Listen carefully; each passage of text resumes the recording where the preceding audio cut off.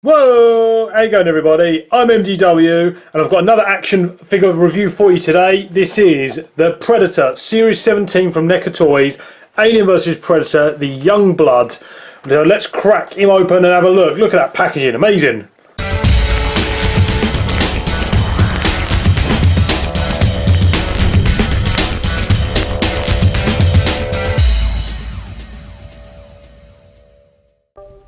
So the packaging on this guy is absolutely superb. So I've taken quite a lot of stills for this one. So yeah, clear window box set.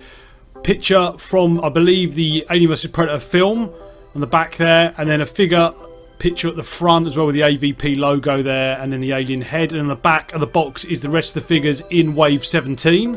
A little bio blurb about the Predator there as well and everything that he hunts. And really in-depth background for the young blood Predator. Welcome back, everybody. So first of all, apologies if you can hear any kind of growling or strange noises. So my dog is having a funny 5 minutes. He's actually got my Pikachu teddy bear on the floor and he's eating him. So yeah, we've got the Predator Youngblood out of his box. First thoughts, nice big figure, really big. In fact, when they turned up in their packaging, I always actually am surprised at how big Predators are. You know, they must be nearly like, 6'5", 7 foot tall. So this is a big action figure again. Straight initial thoughts, not a big fan of the armour colour. There's no like inking or any shading on the armour. It's just kind of like a really bright silver.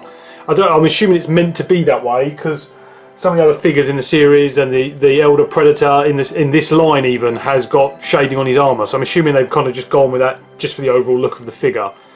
So a quick rundown on the articulation then. So his head is movable, so he's got the ball joint there, so it goes kind of back a little bit. I mean, his dreadlocks kind of hinder the movement there, but you can turn it left and right. Dreads don't really hinder that much. Then his torso here, so he's got a little kind of swivel just below his breastplate there, and there's a little crunch, not really much again though, and there's not really much of a waist swivel either. But a little bit, you could bit of movement there, turning sideways, but again, he's not going to be doing that much. Arms are a lot better, so they are on the ball joint there, so they go up and backwards. The armour here is quite rubbery, so that's quite cool, so it kind of stops it from hindering the movement of the arm. In fact, I think it's actually on a separate, it's kind of like a little rubbery kind of peg that's attached to this kind of armour piece here, so yeah, that's cool. And then he's got another little twist just below the bicep, sorry, just above the bicep, so you can turn his hand all the way around like that, and then there's another hinge joint at the elbow here, and then his hand swivels all the way around. Then down in the bottom, so he's got the groin attachment again, so you've got the ball joint, so these kind of go forward and backwards. Again, the armour is quite rubbery, so again it doesn't really hinder much of the movement, so you can get a decent bit of posing out of him. And then the joints there on his knees, so he's got one here just above the knee and one just below the knee again, so the kind of double joint the Neca figures have. Mine's quite hard. I don't want to kind of force it or anything, snap it, because I've had obviously problems in the past with some of my new action figures where I just pulled them out and gone really and broken them, but that's cool. So you've got a joint there and a joint there, and then they obviously swivel a little bit as well, and then his foot kind of swivels all around the place, so free movement there. Okay guys, let's have a rundown of the paint application on this guy. So like I said, the silver armour, a bit strange, there's no shading on it at all, bright silver. You've got metallic blue for his eyepiece there. Looks really effective with the silver. Then this Predator's got kind of yellow skin with orange blending and light brown and dark brown, and it kind of fades away into like this darker brown, almost nearly black around parts of his skin as well. So it's quite interesting colour choice there. It does kind of go, so like you see there, his bicep is like bright yellow. There's a tiny bit of orange and it goes jet black. Don't really know how I feel about that. It looks really cool. I think it's kind of like the shadowing. They're trying to go for like a different feel for that. The detailing of the hand's pretty good, so he's got his claws are all done in a different colour there with the brown highlights, and it kind of blends to a darker colour as if it's going up his arm. Detailing on some of the metallic armour there, so there's not much of it, it's all kind of one colour really. The belt has got some little bits of detail, so it's a kind of a metallic pinky colour, or metallic red there, and he's wearing a necklace as well that's got a kind of bronze worn look about it. It's a bronzy colour with kind of rust blue. That's really nice little touch there with that. And these dreadlocks, the dreads got the kind of a copper colour, brass and gold. they've all been painted individually different colours, so that's cool as well. They could have just gone with like one colour or just even painted them all black really, so it's good that they kind of made that extra bit of effort on him as well.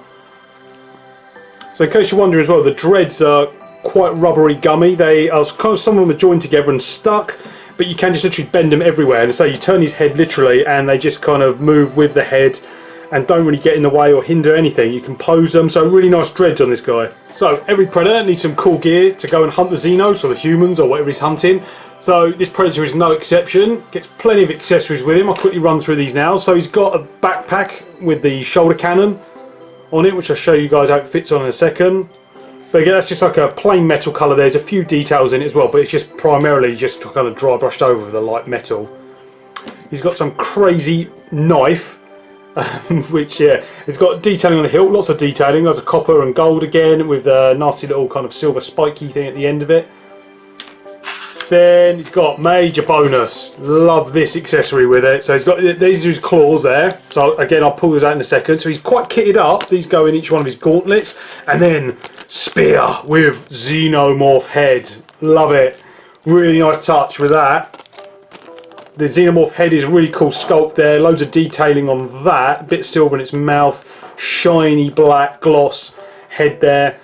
The got guts and bits and pieces hanging out there as well. The colour scheme is, it looks like a mucky kind of greeny, it's got a luminous green in it, browns, so you know, it looks pretty good. And then the spear tip coming out of the head there as well, a bit of dripping down of that blood. I definitely recommend that you get his dreadlocks into position first before you peg this backpack on with his shoulder cannon, because it's quite hard to move his head after it is on. So get his head into place first and then put this on. And then the sword or dagger or whatever it is literally just slots in there on his leg. The gauntlets are really straightforward as well. 2 holes in each gauntlet, and you just literally put the knives in there and they sit in there, click in place. And there's the figure with his prize. Quick size comparison there. There's the Predator clan leader figure from Neca, so he's not really too much smaller than him. Back to back there's only probably a few inches in it. And here he's standing next to one of the Colonial Marines as well, so he towers over him. So there's a look at the Neca Predator Youngblood. Really cool figure. I think the packaging is awesome as well. It's one of these figures that I nearly didn't open him up to review for you guys, because I think he looks so cool in the packaging with the bright coloured contrasting of the metal and the skin. There's a couple of bits I don't like about it, like I said, the armour before. The head on the alien Xenomorph on the spear as well is very heavy, so my hand on my figure has also started coming loose, and the thing was buckling when you held it up high, where it's just so top heavy, the Xenomorph head. I really like the Predator design though. It kind of takes me back to the original Predator from the Schwarzenegger film, which is probably one of my favourite incarnations of him. We've got loads of accessories to treat us as well. So like I said, the pole with the alien head on it is great, and all the shoulder cannon and bits and pieces you get with him is a real plus. Wave 17 is starting to hit UK shelves now, guys, so go and pick them up. They're probably £25 plus, I imagine, nearly £30 for the figure. There's 3 in the series. I'm going to be reviewing all 3 of them. So keep your eyes open. Please like, comment, subscribe, and I'll see you in my next video. Take care everybody. MDW signing off.